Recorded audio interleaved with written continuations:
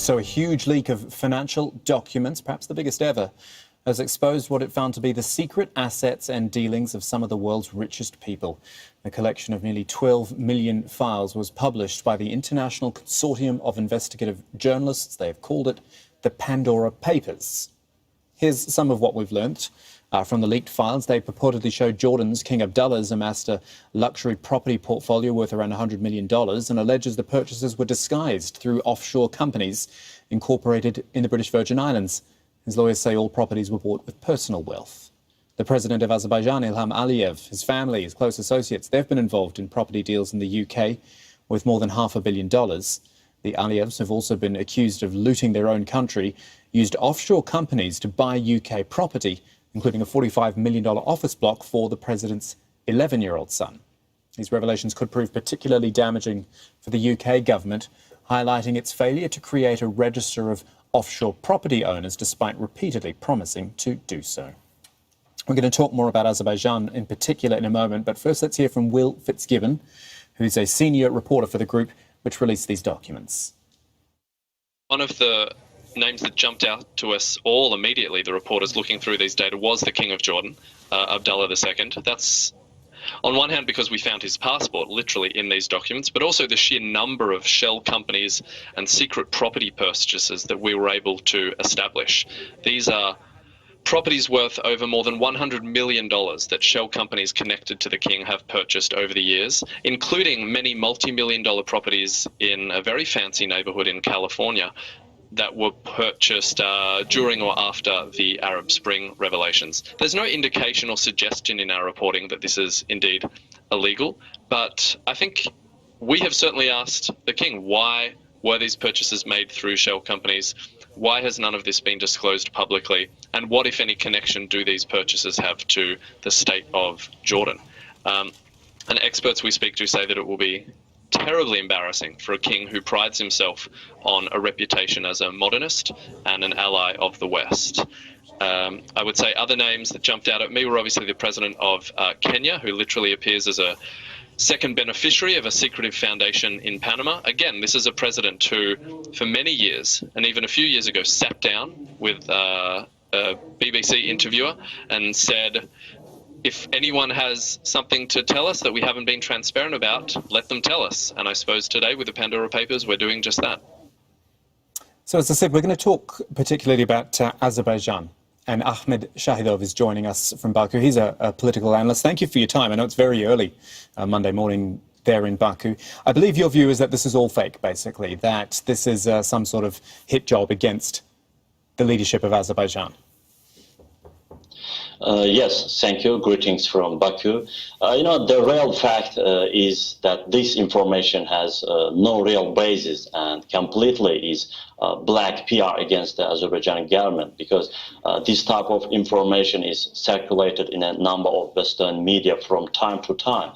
And later, it turns out that this is completely false. And in this way, some circuits, some powers, especially via the international organizations, are trying to get some political influence on the Azerbaijani state and the country's first person, especially President Ilham Əliyev. And the purpose is clear: to discredit the Republic of Azerbaijan, which pursues an independent foreign policy in the region and the world, in the international arena, to conduct a black PR campaign against President Əliyev and his family members, and to obtain certain concessions from official Baku, because Azerbaijan is country rich in oil and gas, and a number of Western companies have signed agreements with Azerbaijan, and Azerbaijan is one of the leading exporters of oil and gas to the world. On the other hand, sorry, Mr. Ahmed, I will interrupt you because I want to ask some more questions to you. The type of, and as you've pointed out, this type of thing has appeared many times. This is not the first time we've heard allegations like this. It's appeared many times in many media. But it points to a president who seems more interested in personal wealth and amassing property and money elsewhere than actually running the country. Shouldn't his first job be, and his first responsibility be, to the people of Azerbaijan, not his property portfolio? President Aliyev is ruling the Azerbaijan from 2003, and we have heard different black propaganda against him, and as I said before, the influence.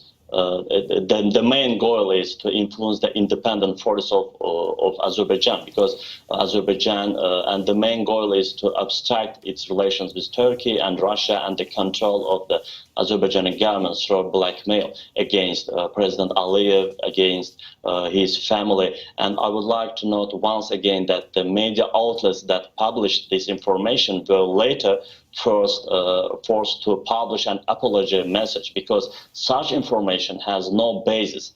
Of course, but so when you say it has no basis, when you say it has no basis, yeah. Are you saying it is absolutely, like, it's not the scale of the issue that you're talking about? I mean, are you actually denying that the president owns property offshore, that he has property in the name of his then 11-year-old son, that he has this massive portfolio outside of the country?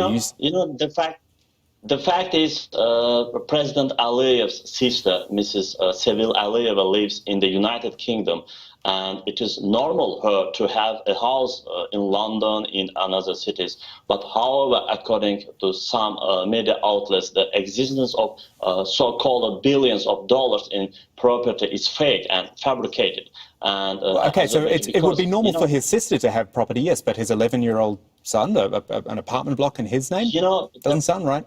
President Ilham Aliyev's sister, Sevil Aliyeva, used to live in United Kingdom, I don't remember, maybe more than 15, 20 years. And it is normal for her to have a flat or apartment in London, because a lot of people from Azerbaijan, I mean politicians, maybe businessmen, different citizens from Azerbaijan has property in Moscow, in United States, in London, in UK, but however, the existence of billions of dollars, it is a huge money, and billions of dollars in property that if Ilham Aliyev has in UK, it is fake and it is fabricated.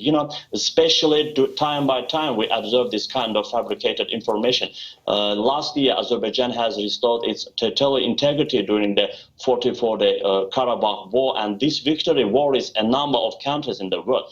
In this regard, they have begun to spread such misinformation again, and the aim is to damage the atmosphere of trust between the Azerbaijani people and President Ilham Aliyev, and how to say, to destabilize a situation in Azerbaijan. But I think these attempts will not work, because Ilham Aliyev is not only the president of Azerbaijan, he is also the supreme commander-in-chief of a victorious country, and such slanders cannot cast a shadow over his image, I think. Əhməd Şahidov joining us from Baku. Thank you for your time. Thank you. Thank you.